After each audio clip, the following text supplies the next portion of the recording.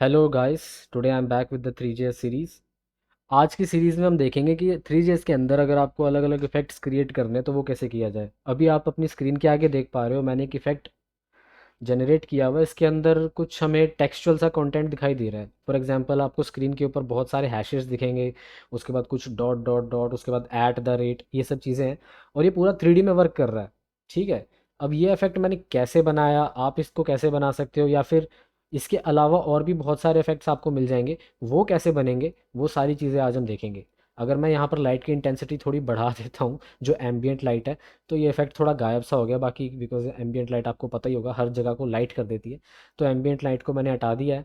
और ये जो आपको यहाँ पे थोड़ा अजीब सा ही कुछ स्ट्रक्चर दिख रहा है, बेसिकली ये क्या है, ये हमारे जो लाइट के ट्रांसफॉर्मेशन टूल्स होते हैं, ये वो है।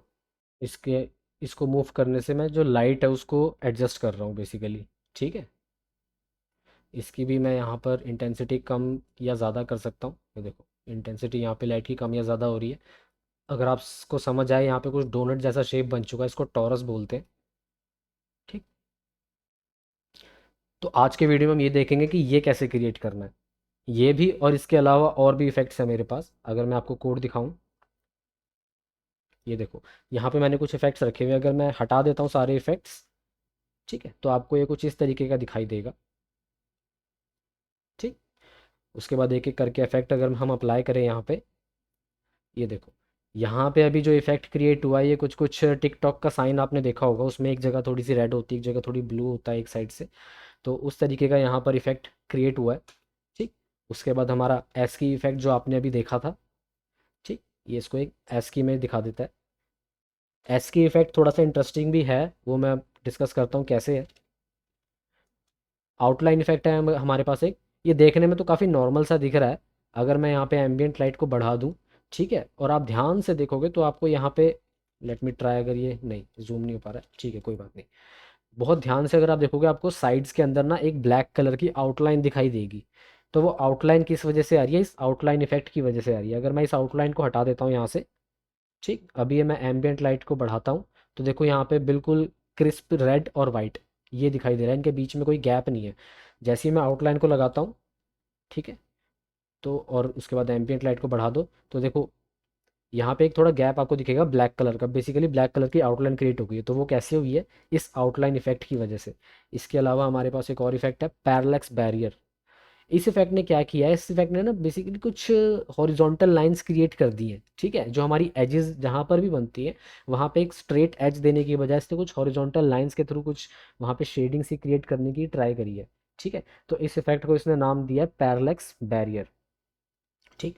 उसके बाद एक और इफेक्ट है हमारे पास, ये थोड़ा अलग है, स्टीरियो। स्टीरियो इफेक्ट बेसिकली क्या करेगा, हमारी दो आइज़ को यहाँ पे रिप्रेजेंट करने की कोशिश कर रहा है कि अगर हम दो आइज़ के थ्रू देखेंगे तो हमें एक लेफ्ट आई से क्या दिखेगा, राइट आई से क्या दिखेगा।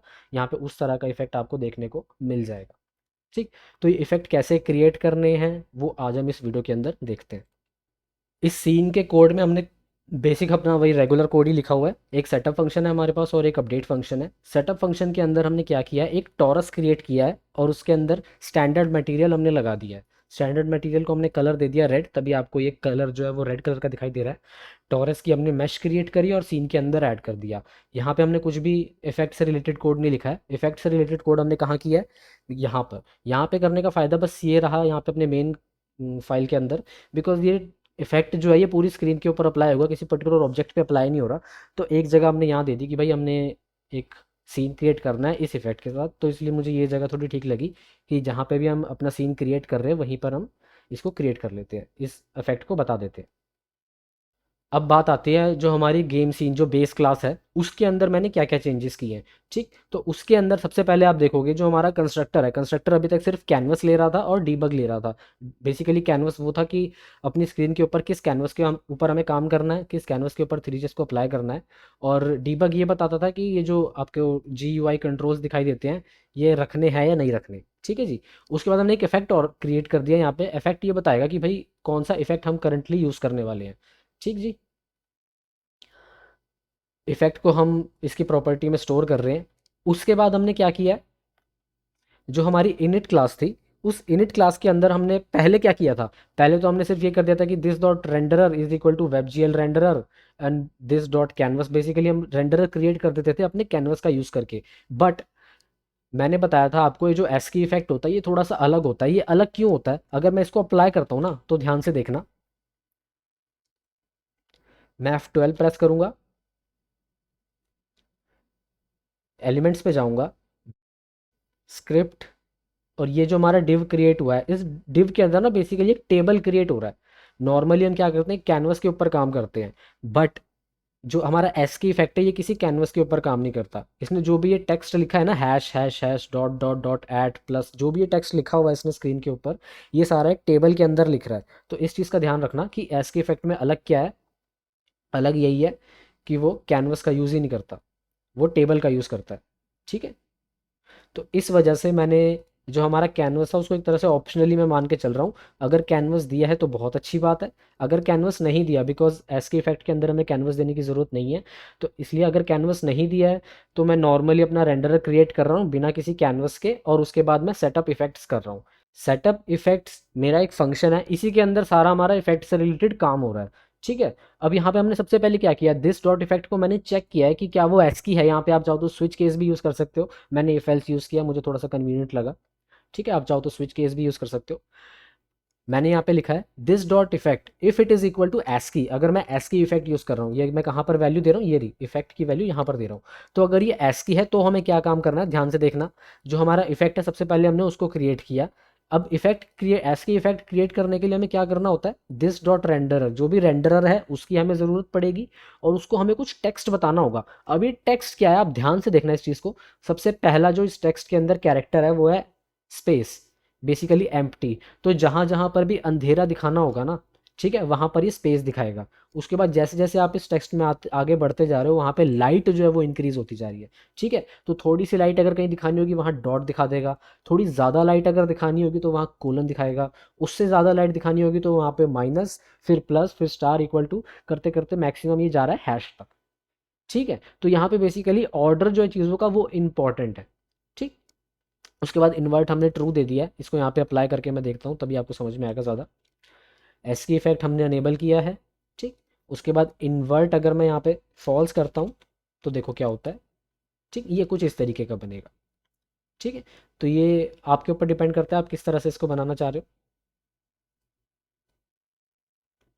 ठीक है, तो ये चीज़ है।